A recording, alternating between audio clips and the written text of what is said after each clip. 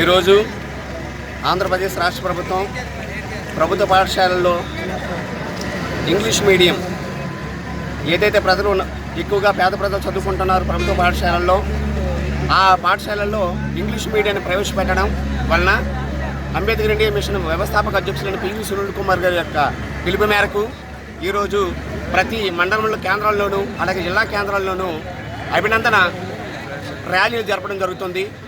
ఈ ఇంగ్లీష్ వల్ల మనకి ఏంటి ఉపయోగం అంటే, ఎవరైతే కార్పొరేట్ కాలేజీల్లో చదువుతున్న 95% ఉండే ఇంగ్లీష్ మీడియం స్కూళ్ళన్నీ కార్పొరేట్ కాలేజీలో చదువుతున్న వాళ్ళందరూ కూడా 100% సామాజిక ఆర్థిక తనిఖీలే. కాబట్టి వారికి ఇంగ్లీష్ న్యాయం జరుగుతుంది.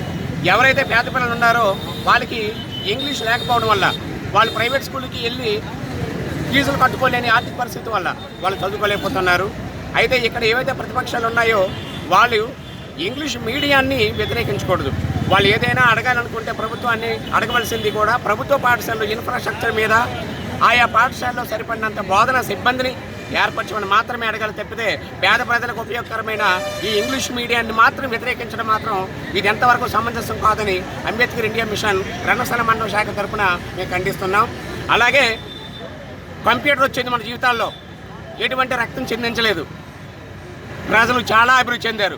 అలాగే ఇంటర్నెట్ వచ్చింది, రక్తం చిందించకుండా చాలా అభివృద్ధి చెందారు.